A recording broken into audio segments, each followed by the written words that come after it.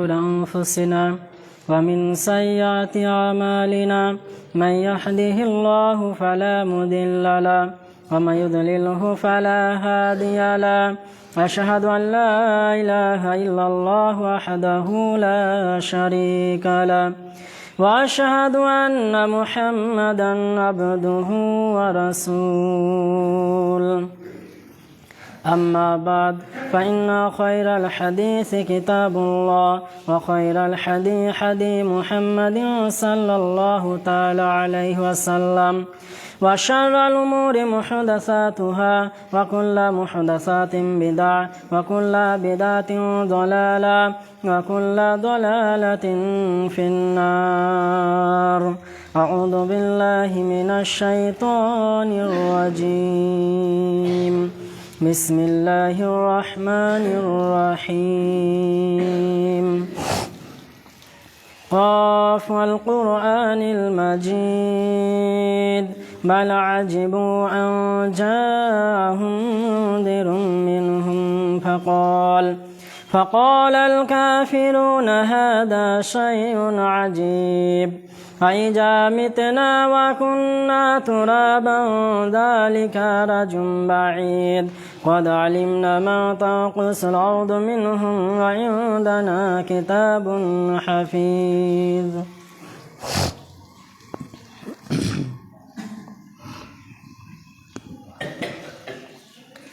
الحمد لله رب العالمين والصلاة والسلام على رسوله الكريم أعوذ بالله من الشيطان الرجيم بسم الله الرحمن الرحيم قل إن الصلاة والنسك ومحياي ومماتي لله رب العالمين وقال النبي صلى الله تعالى عليه وسلم لعن الله من ذبح لغير الله সমস্ত প্রশংসা তারিফ আরাধনা একমাত্র আল্লাহ তাআলার জন্য, তাই আমরা তার শুকরিয়া আদায় করে সকলে বলি আলহামদুলিল্লাহ। তারপরে পরে বিশ্ব নবীর উপরে দরুদ ও সালাম বর্ষিত হোক। আল্লাহুম্মা সাল্লি আলাই আল্লাহুম্মা বারিক আলাই। সম্মানীয় উপস্থিতি, জুমার খুতবার বিষয় গায়রুল্লাহর উৎসবে অংশগ্রহণকারীর ভয়াবহ শাস্তি। পৃথিবীর বুকে আদম আলাইহিস সালাম থেকে বিশ্বনবী পর্যন্ত যত নবী এসেছে সমস্ত নবীর একটাই দাওয়াত, একটা কথারই তাদের আগমন, একটা জিনিসের জন্যই সমস্ত নবীকে রক্ত ঝরাতে হয়েছে, সাহাবাদের রক্ত ঝরাতে হয়েছে, নিজের মাতৃভূমি ত্যাগ করে অন্য জায়গায় হিজরত করতে হয়েছে একটা দাওয়াতের কারণে। সেটা কি? যে গায়রুল্লাহকে ত্যাগ করো, আল্লাহর দিকে আহ্বান করো। তোমরা গায়রুল্লাহর পূজা ছেড়ে দাও, এক আল্লাহর ইবাদত করো, এক আল্লাহর দিকে তোমরা ফিরে এসো। এই দাওয়াতের কারণে সমস্ত নবীকেই নিজস্ব কমের কাছে জুলুমের শিকার হয়ে যেতে হয়েছে। প্রত্যেকটা নবীকে তার নিজের জাতিরা দেশ ছাড়া করেছে শুধুমাত্র এই জন্য যে যখনই ওই নবী দাওয়াত দিয়েছে যে তোমরা গায়রুল্লাহদের ছেড়ে দাও, এক আল্লাহর ইবাদত করো, এক আল্লাহর দিকে ফিরে এসো, তোমাদের বাপ দাদা ধর্মকে ত্যাগ করো, তখনই তারা খেপে গিয়েছে, নবীদের উপর আক্রমণ করেছে।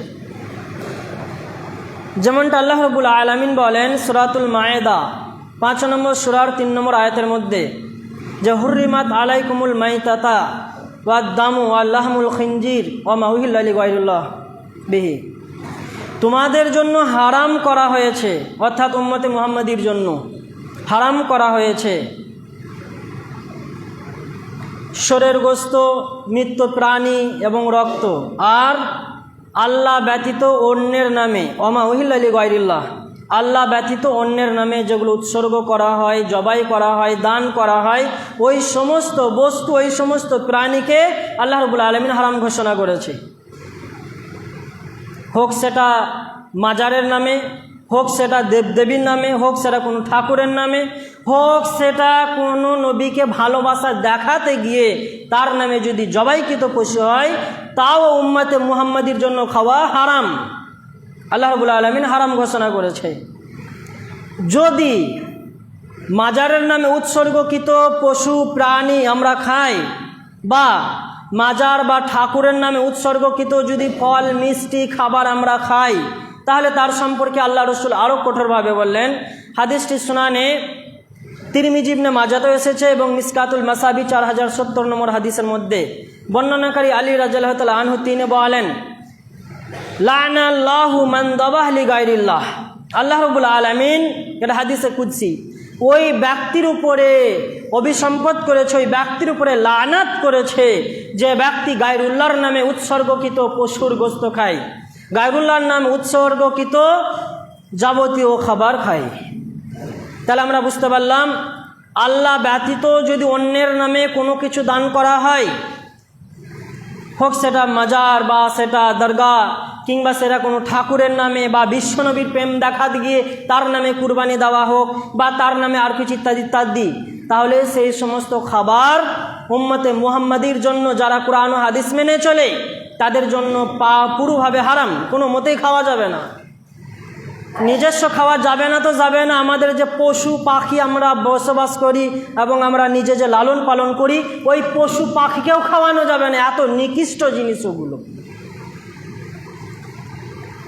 শুধুমাত্র কুরবানি, দান, খয়রাত ইত্যাদি হবে আল্লাহকে খুশি করার জন্য, যে ব্যাপারে আল্লাহ রাব্বুল আলামিন বলেন 6 নম্বর সূরা আনামের 162 নম্বর আয়াত, কুল, হে নবী বলে দাও, ইন্না সলাতা ওয়া নুসুকি ওয়া মাহইয়া ওয়া মামাতি লিল্লাহি রাব্বিল আলামিন। আমার নামাজ, দেখবেন অনেকে নামাজ পড়ে শুকর আদায় করার জন্য মাজারে যে সেজদা মেরে দেয়, ওটা গায়রুল্লাহ, ওটা আল্লাহর জন্য না। নামাজ হবে তো মসজিদে, প্রয়োজন বশত কোনো কারণবশত ঘরে নামাজ পড়লো, তাও হবে আল্লাহর জন্য, কোনো মানুষের জন্য বা কোনো গায়রুল্লাহর জন্য নয়। এই জন্য আল্লাহ রাব্বুল আলামিন নবীকে সম্বোধন করে বলছেন, বিশ্ববাসীকে জানিয়ে দাও, কুল, হে নবী তুমি জানিয়ে দাও, ইন্না সলাতি, আমার নামাজ, ওয়া নুসুকি, আমার কুরবানি, ওয়া মাহইয়া ওয়া মামাতি, আমার জীবন আমার মৃত্যু, লিল্লাহি, একমাত্র আল্লাহ তাআলার জন্য, রব্বুল আলামিন, যিনি হচ্ছেন পুরো বিশ্বের পালনহার, পুরো বিশ্ব যিনি কন্ট্রোল করছেন। তাহলে কোরআনের আয়াত আমাদের স্পষ্টভাবে জানিয়ে দিল যে আমরা দান, খয়রাত, কুরবানি, সাদকা যা কিছু করব এক আল্লাহকে খুশি করার জন্য। যে সমস্ত স্থানগুলো আল্লাহ রাব্বুল আলামিন বলে দিয়েছেন, সেই স্থানে সেই জায়গাতে দান খয়রাত করব, বাকি জায়গাতে নয়। যেমন সূরা তাওবার 60 নম্বর আয়াতে ঘোষণা দিয়ে দিয়েছে 8 জায়গাতে, 8টা স্থানে, সে 8 স্থানে আমরা দান খয়রাত ব্যতীত অন্য কোথাও করতে পারবো না। যেমন গরিব মানুষ, অসহায় মানুষদের, ফকির, ভিখারি, আল্লাহর রাস্তায় ঋণগ্রস্ত ব্যক্তিকে, অভাবী ব্যক্তিকে, এবং যেগুলোতে কোরআন ও হাদিসের শিক্ষা আলোচনা হয়, সেই সমস্ত জায়গায় যদি খরচার ব্যবস্থাপনা না থাকে, তাহলে সেই সমস্ত জায়গাতে, এইরকম 8টা জায়গাতে আমরা আল্লাহকে খুশি করার জন্য দান করব। কোরআন এবং হাদিসে কোনো জায়গাতে আপনি খুঁজে পাবেন না যে আল্লাহ ব্যতীত কোনো নবীর নামে বা কোনো মাজার, কোনো দরগা বা কোনো দেবদেবীর নামে দান করা অনুমতি এসেছে, বরং কঠোরভাবে নিষেধ করা হয়েছে। যেমনটা সমস্ত নবীর একই দাওয়াত ছিল, নূহ আলাইহিস সালামের দাওয়াত, হুদ আলাইহিস সালামের দাওয়াত, মুসা আলাইহিস সালাম, ঈসা আলাইহিস সালাম, হারুন ইত্যাদি, এক কথায় সমস্ত নবীর যে দাওয়াত ছিল, সে দাওয়াতটা কি? ইয়া কাওমি ইবুদুল্লাহ মা লাকুম মিন ইলাহিন গায়রুহু। হে আমার জাতি, প্রত্যেক নবী নিজের জাতিদেরকে দাওয়াত দিয়েছে, হে আমার জাতি, তোমরা এক আল্লাহর ইবাদত করো, মা লাকুম মিন ইলাহিন গায়রুহু, এবং আল্লাহ ব্যতীত তোমাদের দ্বিতীয় কোনো ইলাহ নেই। আফালা তাত্তাকুন, তোমরা কি তাকওয়া অবলম্বন করবে না? অর্থাৎ তোমরা কি পরিবর্তন হবে না, তোমরা কি সংশোধন হবে না? প্রত্যেকটা নবীর একই দাওয়াত ছিল যে এক আল্লাহর জন্য ফিরে এসো, আল্লাহর জন্য কাজ করো, আল্লাহর জন্য ইবাদত করো, বাকি বাপ দাদাদের যা দেখেছো করতে, সমস্ত কিছু ভুল, সমস্ত কিছু বাতিল ত্যাগ করো। আজকে যারা ভুল পথে রয়েছে বা জন্মগত আহলে হাদিস ঘরে জন্ম নিয়েছে, নিজেকে আহলে হাদিস দাবি করে, তারপরেও তারা বন্ধু বান্ধবদের সাথে মিলে মেলাতে, পুজোতে ইত্যাদি জায়গায় যে খুশি আমোদ উপভোগ করে, তাদের জন্য কঠোরভাবে নিষেধাজ্ঞা এসেছে। বর্ণনাকারী সাওবান রাদিয়াল্লাহু তাআলা আনহু হাদিসটি সুনান ইবনে মাজা 2959 নম্বর হাদিসে এসেছে, তিনি বলেন যে আন্না রাসূলুল্লাহ সাল্লাল্লাহু আলাইহি ওয়াসাল্লাম কল, আল্লাহর নবী বলেছেন, সাতা আবুদু কাবাইল মিন উম্মাতিল আওসান, আমার উম্মতের মধ্যে কিছু কিছু গোত্র তারা প্রতিমার পূজায় লিপ্ত হয়ে যাবে, তারা ঠাকুর পূজায় লিপ্ত হয়ে যাবে। ওয়া সাতাল হাকু কাবাইল মিন উম্মাতি বিল মুশরিকিন, আর আমার উম্মতের মধ্য হতে কিছু কিছু গোত্র যারা মুশরিকদের সাথে মিলিত হবে, তাদের সাথে মিলে তাদের উৎসবে আনন্দ উপভোগ করবে। আল্লাহর নবী আজ থেকে 1450 বছর আগে এই কথা বলে গিয়েছে, আর আজ বাস্তবে দেখতে পাচ্ছি আমাদের ঘরের সন্তানেরা, আমাদের ঘরের যুবকেরা যে সমস্ত মেলাগুলো ঠাকুরকে খুশি করার জন্য হয়, ঠাকুরের পূজাতে আসছে পূজা, এই পূজাতে অনেক মুসলমান ঘরে ছেলেদের দেখা যাবে তারা চলে যাচ্ছে তাদের মেলাতে খেলাতে, গিয়ে তারা তাদের সাথে মিলেমিশে নাচ গান করে আনন্দ উপভোগ করছে, এদের মৃত্যুকে ভয় নেই। যদি এমনটাই হতো তাহলে বিশ্বনবীকে নিজের মাতৃভূমি মক্কা ছাড়তে হতো না। যখন বিশ্বনবী সমস্ত মানুষের কানে কানে এই দাওয়াত পৌঁছে দিয়েছে, আশহাদু আল্লা ইলাহা ইল্লাল্লাহ, আল্লাহ ব্যতীত কোনো ইলাহ নাই এই কথার সাক্ষ্য দাও, ওয়া বাতিলু গায়রুহু, এবং আল্লাহ ব্যতীত তোমাদের যে সমস্ত মাবুদের ইবাদত করতে সবই বাতিল, সব পরিত্যক্ত। যখন এই দাওয়াত দিতে লাগলো তখন মক্কার বড় বড় যারা প্রভাবশালী নেতা ছিল, আবু লাহাব, উতবা, সায়েবা, আবু জাহাল, এরা ক্ষিপ্ত হয়ে গেল, যা এতদিন ধরে আমরা যুগ যুগ ধরে আমার বাপ দাদাদের এই করতে দেখে এসেছি, আর এই মুহাম্মদ নাকি বলে, আব্দুল ইবনে মুহাম্মদ নাকি বলে এগুলা করা যাবে না, এগুলো ভুল। সকলে ক্ষিপ্ত হয়ে গেল, যাকে যে কোনোভাবে মেরে ফেলতে হবে, ষড়যন্ত্র করছে।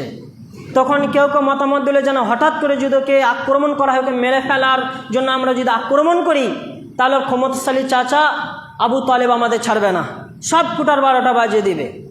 অতএব আবু তালেবের সাথে প্রথমে মাশওয়ারা করি এবং মুহাম্মদের কাছে দুটো প্রস্তাব পেশ করি, যদি মেনে নেয় তাহলে ভালো, না হলে ওর খবর আছে।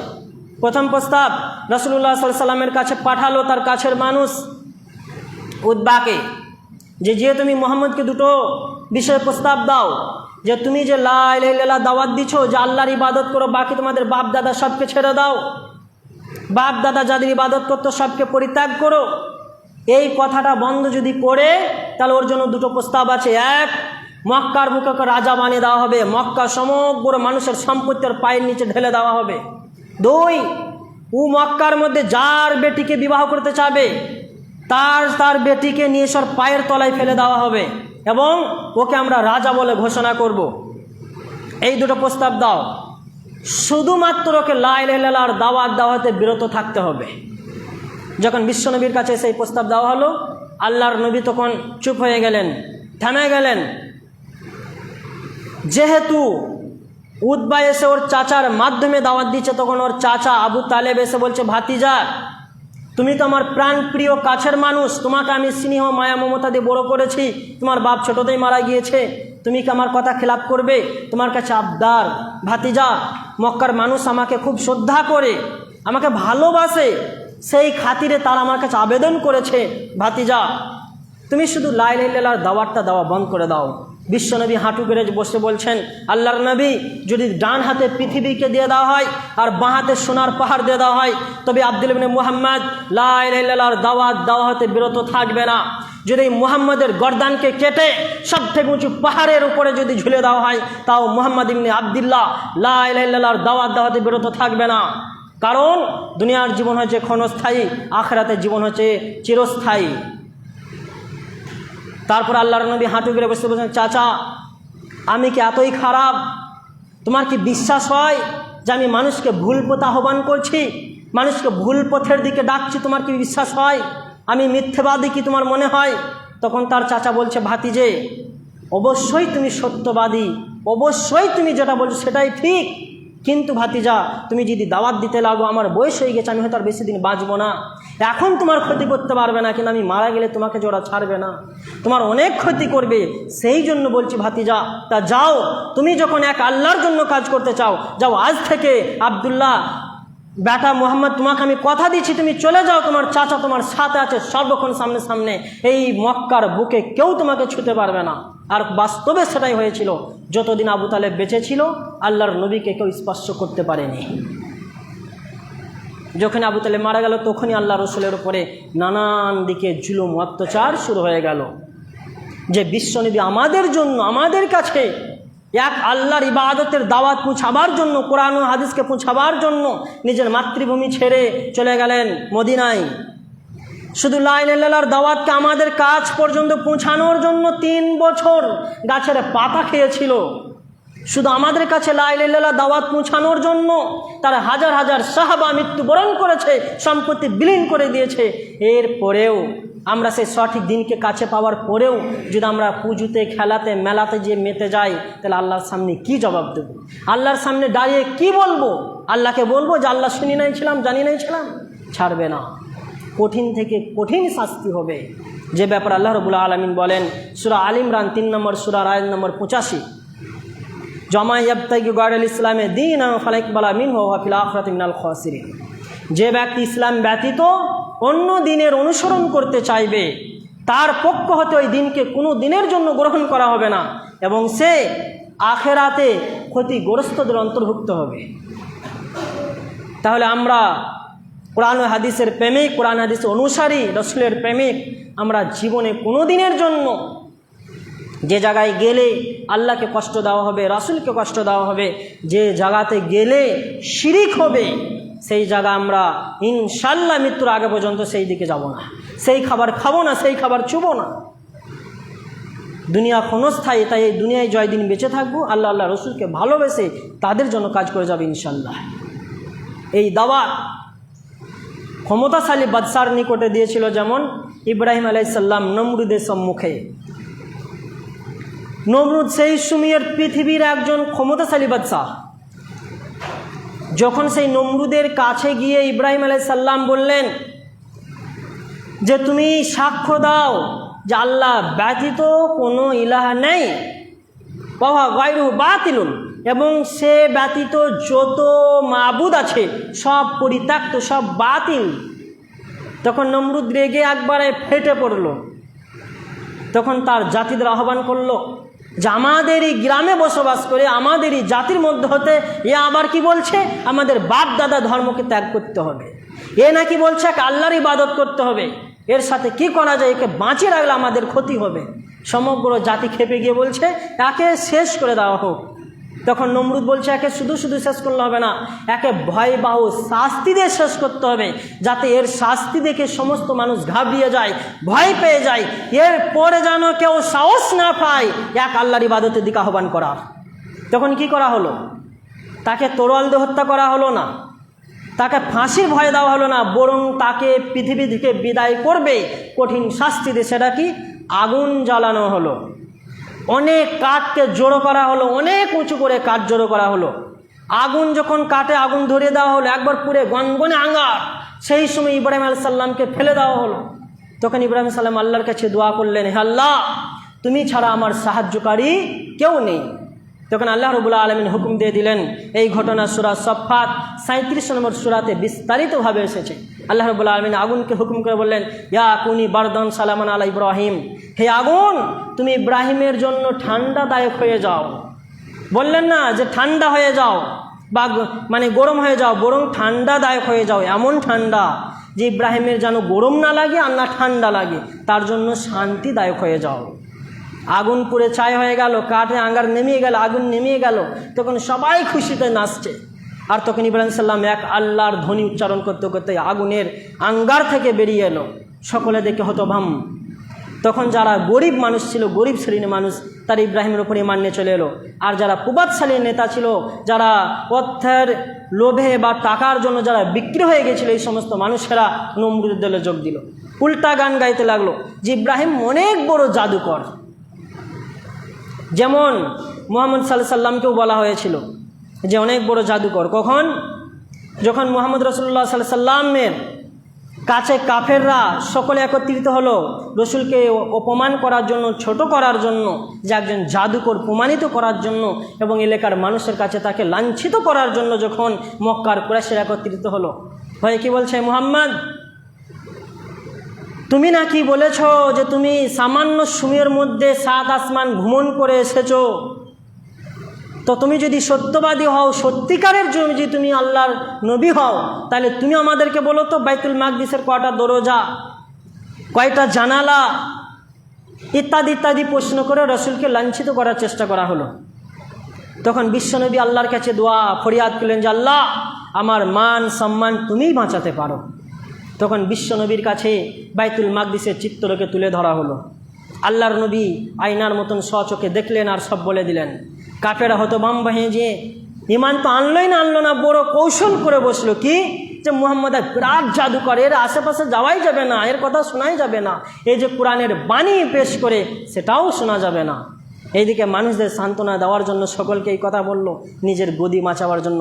আর এইদিকে ওই কাফেররাই রাতে বেলায় গভীর রাতে মসজিদে নববীর কোণে কোণে যে লেগে গেছে আর বিশ্বনবী তাহাজ্জুদ সালাত আদায় করার পরে কোরআনুল কারিম পাঠ করছে, যার উপরে নাজিল হয়েছে সেই পাঠ করছে, তার কণ্ঠ মিষ্টি সুরে যখন কোরআন পাঠ করছে, একদিকে উদ্বা সাহেব আবু লাহাব আবু জাহাল এরা কোরআন শুনতে শুনতে আরখানিক শুনি তারপর যাবো, আরখানিক শুনি তারপর যাবো, আরখানিক শুনি তারপর যাবো, এই করতে করতে যখন ফজরে আজান বিলাল রাদিয়াল্লাহু তাআলা আনহু আল্লাহু আকবার ধ্বনি দিয়েছে, তখন এরা তাড়াহুড়ি করে বেরোতে গিয়ে একে অপরের সাথে টক্কর, ধাক্কা লেগে গেছে, চমকে উঠেছে, কে কে করে চারজনে পরিচয় দিয়ে বলছে আসলে মুহাম্মদ ইবনে আবদুল্লাহ যেটা করছে, যেটা পাঠ করছে, এটা কোনো জাদু মন্ত্র নয়, এটা অবশ্যই সত্য, তার কথা অস্বীকার করা যাবে না।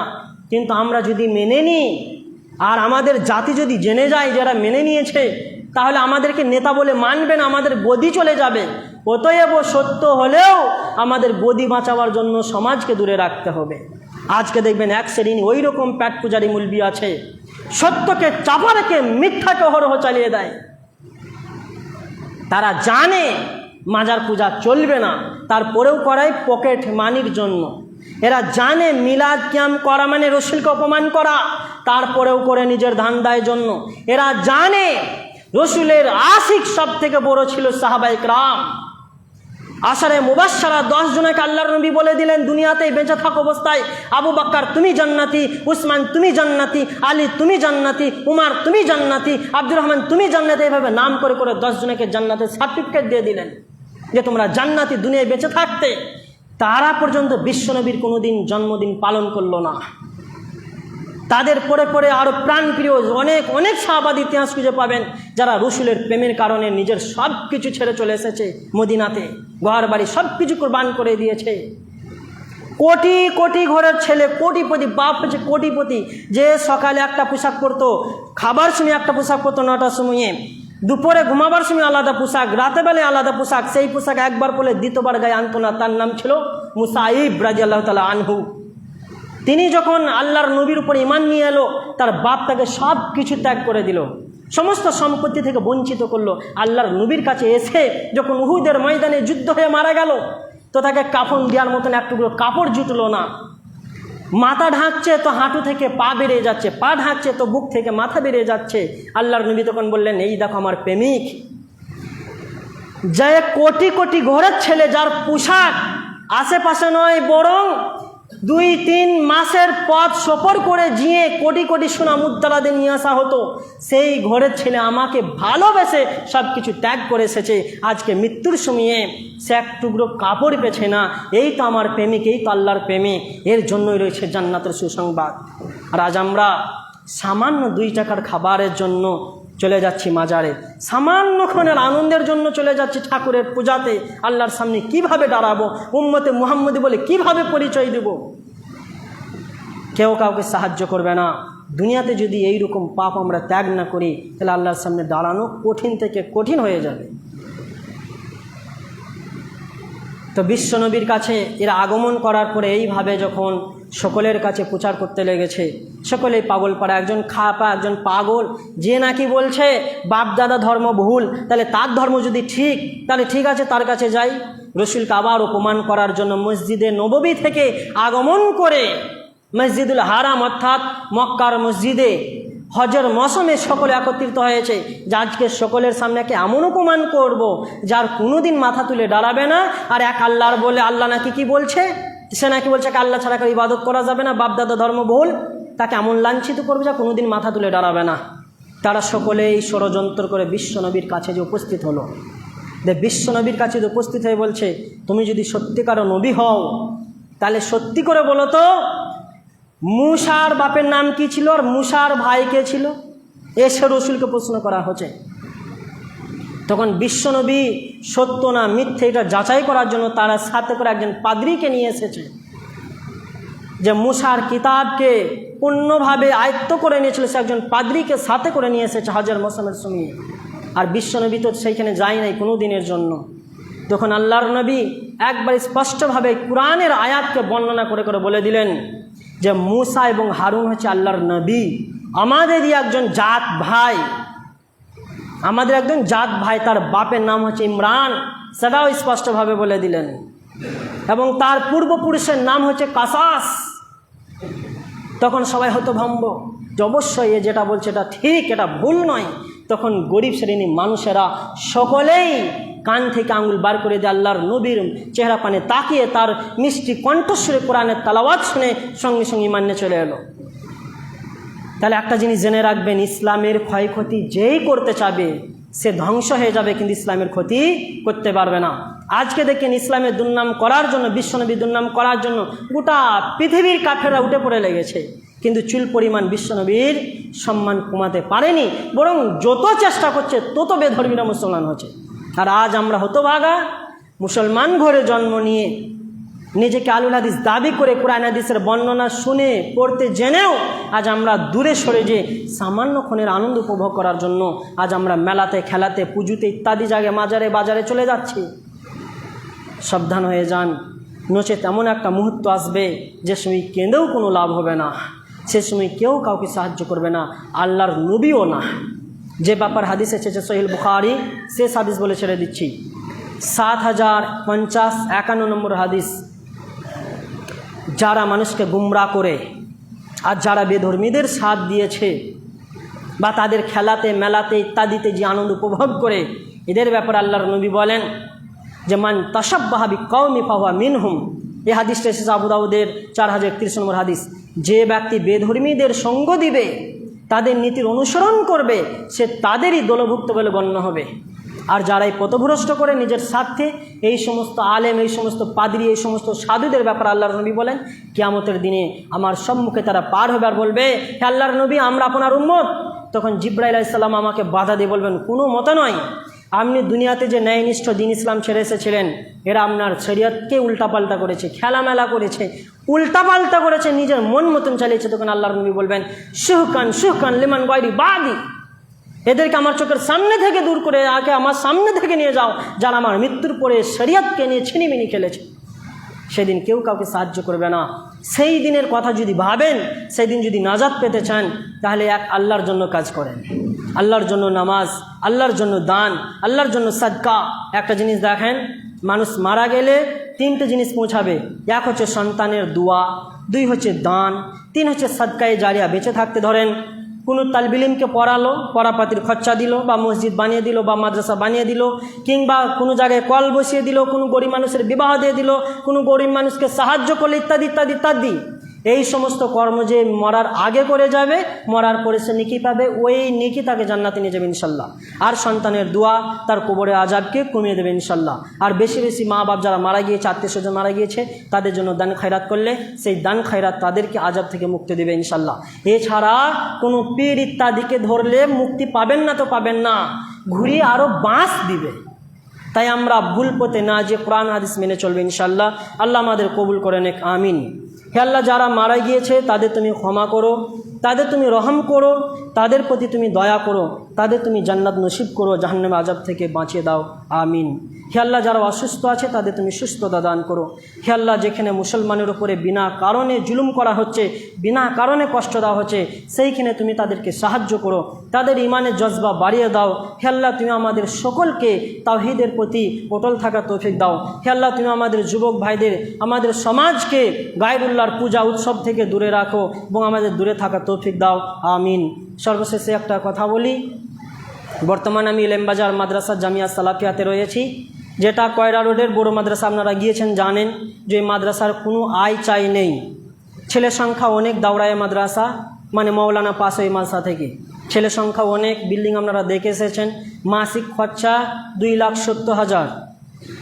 এক মাসে 30, 31, 32 বস্তা আলু লাগে, মানে বাংলা মাসে যেহেতু মাস আমাদের চলে, তা আপনারা গেলে বুঝতে পারবেন যে কেমন খরচাপাতি। অডিট যারা দেখেছেন 2,70,000 প্লাস খরচা, ছেলে সংখ্যা অনেক বেশি। আর এই সময়টাতে আমাদের মাদ্রাসায় খানিক অর্থের ঘাটতি হয়, চালেরও ঘাটতি হয়। তাই আপনাদের সম্মুখে এসেছি, আমাকে পাঠিয়েছে মৌলানা নুরুল ইসলাম ফাইজ, ওই মাদ্রাসা যে হেড মৌলানা, তিনি গিয়েছেন মাদ্রাসার জন্যই হাওড়া গিয়েছেন, তো আমাকে পাঠিয়েছেন, আসতে পারলেন না কারণবশত।